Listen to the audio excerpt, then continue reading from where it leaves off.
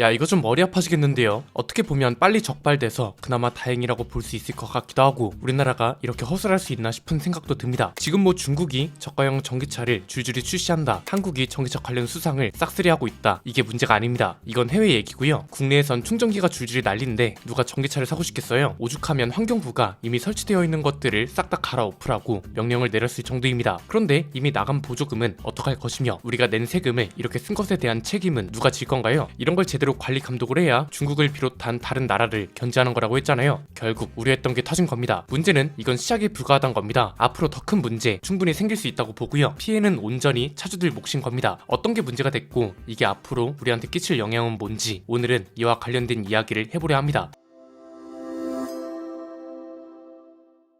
전기차 관련해서 가장 답답한 건 뭐라고 생각하세요? 가격이야 어차피 기업들이 알아서 경쟁하면 될 문제고요. 실제 사용하는 입장에선 인프라가 문제라고 여러 번 지적했었습니다. 이미 실제 차주들을 대상으로 한 조사에서도 마찬가지, 저희가 시승기를 찍으면서 그 어떤 전기차를 타도 충전기 문제는 항상 발생했습니다. 충전기 대수가 적은 건 문제가 거의 안 됐습니다. 문제는 실제로 쓸 수 있는 충전기가 없다는 거죠. 그리고 이 문제가 궁금해서 취재를 해보니 이미 언론에도 많이 보도된 것과 같이 불량 충전기 유지 보수가 전혀 안 되고 있다는 문제, 이런 것들이 굉장히 큰 문제라고 말씀드렸었습니다. 그래서 충전 인프라 관련 영상에서 항상 정부가 이 사업을 하겠다고 마음먹은 이상 충전기 보급 대수에만 집중하면 절대로 안 되고, 주거 공간인지 사무 공간인지 아니면 주유소처럼 충전소 단위로 늘릴 건지, 이런 기본적인 것들부터 단계적인 설계가 필요하다고 했습니다. 저희도 이걸 직접 경험했기 때문에 필요성을 너무 잘 알고 있습니다. 투렉스 EVX부터 BMW i7까지 다양한 가격대의 전기차를 적어도 일주일 이상씩은 시승을 했고, 이 기간 동안 단 한 번도 충전기 문제가 없었던 적이 없습니다. 역설적으로는 겨우 일주일밖에 안 되는 시승 기간 동안 충전기 문제가 모두 발생했다는 게 문제인 거죠. 가장 많았던 건 통신 문제였습니다. 연결이 끊겨 있거나 결제 창에서 넘어가지를 않아서 아예 쓸 수 없는 경우가 대부분이었고, 이외에 고장 나 있는 충전기가 몇 주째 그대로인 경우도 꽤 여러 번 봤습니다. 이런 게 해결되지 않는 이상 전기차가 세상을 지배하는 일, 적어도 한국에서는 힘들 거라고 말씀드렸습니다. 이때도 당연히 야, 나는 불편한 거 없는데 너가 뭘 아냐? 부터 시작해서 제발 이런 얘기 좀 많이 해주세요. 나만 전기차 타게. 개인적으로는 가장 한심하다고 생각하는 의견들이 꽤 많이 올라왔습니다. 그런데 이건 이제 어떻게 설명할 건가요? 정부에서 나서기 시작했습니다. 미인증 전기차 충전기 4,000대가 적발돼서 환경부가 싹 다 교체하라고 명령했고요. 최근에는 급속 충전기도 미인증 제품이 설치된 게 추가로 적발됐다고 합니다. 이게 뭐가 문제냐고요? 전기차 타는 사람들만 분통 터질 일이 아닙니다. 전기차 타는 사람들이 낸 세금으로만 친환경 사업이 진행되는 게 아니잖아요. 대한민국 경제활동 인구 모두가 낸 세금이 예산으로 편성되고, 전기차 구매 보조금, 충전기 보조금 이런 게 나가는 거고, 이런 걸 통틀어서 친환경 사업이라고 부르는 겁니다. 이건 결국 인증되지도 않은 충전기에 보조금이 부정 수급됐던 소리기도 해서 수사를 확대할 필요성이 있다는 말도 나오고 있습니다. 지금 문제가 되고 있는 인증은 두 가지입니다. 완숙 충전기랑 급속 충전기를 나눠 볼 필요가 있는데요. 일단 완숙 충전기는 국제통신 규격, 흔히 말하는 OCPP 인증 문제입니다. 이 인증을 받지 않은 충전기가 설치됐다는 게 문제인데, 이게 말 그대로 통신 규격이거든요. 전 세계 50개국 이상이 동일하게 사용하는 규격인데, 이 인증 규격을 쓰는 이유는 간단합니다. 쉽게 말하면 충전을 하는 사람, 충전기의 상태, 그리고 충전 정보, 이런 걸 알아야 충전기를 관리할 거잖아요. 그래야 소프트웨어도 업데이트하고 기계가 고장 나면 고치고 이런 게 가능하니까요. 즉 관리에 필요한 데이터를 표준화해서 더 쉽고 안정적으로 시스템을 운영할 수 있도록 하는 게 OCPP라고 생각하시면 됩니다. 이게 없으면 충전기를 관리하기가 매우 어렵고, 이 규격과 어긋나는 것으로 만들어졌다면 문제가 발생할 수도 있다는 겁니다. 즉 미인증 충전기들은 애초에 설치 후 유지 보수를 전혀 하지 않을 생각으로 만든 거다, 이렇게 이해해도 된다는 거죠. 미인증 충전기를 설치한 업체는 대당 180만원 정도 되는 정부 보조금을 받아갔다고 합니다. 이런 식으로 총 30억 원에 달하는 보조금을 이미 받거나 청구한 업체가 5곳이나 된다고 하고요. 이렇게 설치한 충전기는 2년 동안 전국에 4천여 대에 달한다고 합니다. 인증을 받지 않았기 때문에 과충전 제어라던가 다른 충전기와의 호환, 충전기를 통한 차량 해킹, 이런 문제에 취약할 수 있다고 하고요. 특히나 충전 중에 사고가 나는 건 대부분 화재입니다. 났다 하면 대형 사고란 거죠. 이런 말도 안 되는 제품을 설치하는데 우리 세금이 보조금으로 쓰였다는 겁니다. 급속 충전기는 조금 다릅니다. OCPP 문제도 있는데 KC와 계량 형식 승인이 미인증된 제품들이 적발됐다고 합니다. 이게 문제가 뭐냐면, 완숙 충전기는 기준을 명확하게 하지 않은 정부 책임도 일부 있다고 할 수 있습니다. 왜냐면 OCPP 인증에 흠이 좀 있었거든요. 파생 모델 규정을 하지 않았었다는 게 큰데, 이건 무슨 말이냐? 예컨대 충전기를 설치했는데 외관이 너무 오래됐어요. 그래서 외관 디자인만 변경을 한다거나 5m짜리였던 케이블을 7m로 바꾼다거나 커넥터를 바꾼다거나 벽걸이 형식이었던 걸 스탠드 형식으로 바꾼다거나, 이런 걸 이제 파생 모델이라고 합니다. 이 파생 모델에 해당하면서 OCPP 펌웨어 변경이 없다면 별도로 인증을 받지 않아도 설치를 해도 된다는 규정이 있습니다. 문제는 이 규정이 올해 생겼다는 거죠. 즉 불과 작년까지만 해도 파생 모델을 규정하는 기준이 없었다는 겁니다. 이게 중요한 중요한 이유가 고장이 나서 부품을 바꾸더라도 인증을 다시 받아야 하는 문제가 발생할 수 있잖아요. 그래서 올해부터 규정이 도입된 거고, 급속 충전기 문제는 이거랑 개념이 좀 다릅니다. KC랑 계량기 형식 승인은 파생 모델과 전혀 관계없는 문제죠. 국내 표준이기 때문에 업체들이 이걸 지키지 않았다는 것부터 보조금 부정 수급, 제품 안전관리법, 전기전자통신기본법, 계량법 이런 모든 것들을 위반한 거라고 볼 수 있다고 합니다. 와, 이렇게 정리를 해드려도 복잡하죠? 그런데 이렇게 복잡하다는 것 자체가 문제입니다. 이건 국책 사업이잖아요. 그러면 시작 전에 기준을 최대한 명확하게 해서 불필요한 지출을 줄여가며 사업을 진행하는 게 맞습니다. 이건 작은 사업도 마찬가지고 오히려 국책 사업이기 때문에 이런 걸 더 명확하게 잡고 갔어야 하는데, 지금은 이렇게 하면 문제가 될 수도 있고 안 될 수도 있고 어떤 건 또 문제가 되고 이런 상황이거든요. 50pp는 데이터 관리뿐만 아니라 안전 문제와도 직결되어 있다고 볼 수 있는데, 이렇게 산업에 큰 영향을 줄 수 있는 인증을 전문가 검토도 없이 적용되고 있다는 게 말이나 되냐 이거죠. 인증 기준도 여러 번 바뀌었다고 하는데 이게 무슨 인증인가요? 입맛에 맞게 시도 때도 없이 바꾸는 걸 인증이라고 할 수 있나요? 이게 굉장히 잘못된 이유가 앞에서 말씀드린 파생 모델 있잖아요. 이게 올해부터 새로 규정이 생겼고, 그 전에는 규정이 없어서 어떤 일까지 발생했냐. 전세계 50pp 1.6 인증서가 470개인데 이 중 88.7%를 한국 제조사가 취득했다고 합니다. 규정이 없어서 이것저것 다 인증을 받다 보니까 과잉 인증이 발생했다는 거죠. 뭐 이건 너무 머리가 아픈 문제이기도 하고, 애초에 정부랑 충전기 업체들이 신경 쓸 일입니다. 차주들은 뭐가 문제냐? 일단 짜증나죠. 내가 낸 세금을 이렇게 허술하게 쓰고 있었다는 것도 짜증나고요. 기껏 세금으로 보조금을 받아가놓고 이런 저품질 충전기를 설치하고 우리는 또 이런 걸 쓰고 있었다는 게 심증이 아닌 물증이 된 겁니다. 그리고 이게 좀 더 크게 보면 지금 테슬라부터 중국 샤오미 같은 곳들까지 충전기 사업을 장악하려고 난리입니다. 그런데 지금 우리는 관련 규정이고 뭐고 치밀하게 만들 생각도 안 하고, 우리 기업들이 세계적으로 경쟁력을 갖추게 해줘도 모자랄 판에 국내에서조차 충전기 하나 제대로 설치하지 못하고 있는 게 말이 되냐 이거죠. 그래서 그랬잖아요. 그냥 자신 없으면 하이브리드 차를 밀어주라고요. 야야, 전기차는 우리가 도저히 못 밀어주겠다. 현대차랑 다 미안하긴 한데 한국은 하이브리드 차가 맞는 것 같다. 차라리 일본처럼 이렇게 하던가요. 이건 지금 제대로 지원을 해주는 것도 아니야. 그렇다고 이런 규정 아래에서 작은 업체들이 물건을 제대로 만들겠냐 이겁니다. 자, 그럼 과연 인증만 문제냐? 이 인증 문제로 인해 파생되는 문제는 사실 가늠할 수 없을 정도로 많죠. 이게 결국 지금까지 있었던 저품질 충전기 논란이 원인이라고 봐도 된다고 봅니다. 보조금만 받고 유지 보수를 안 해서 보장률이 그렇게나 높았던 거잖아요. 그리고 이 충전기를 설치한 업체들은 보조금을 받아가면 끝이었습니다.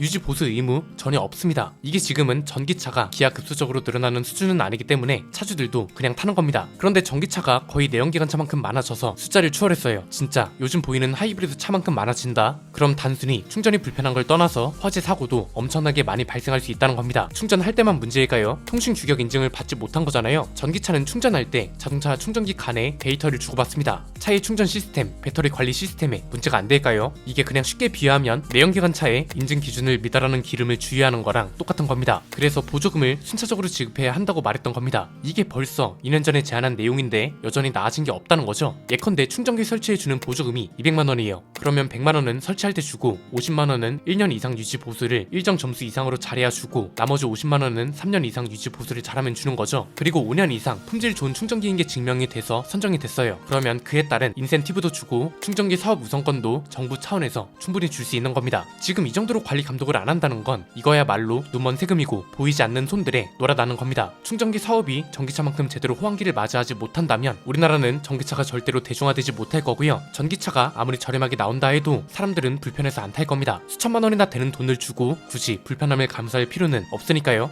오늘 내용은 여기까지입니다. 내용이 유익하셨다면 구독과 좋아요, 알림 설정 부탁드립니다. 지금까지 저는 안피디였습니다. 감사합니다.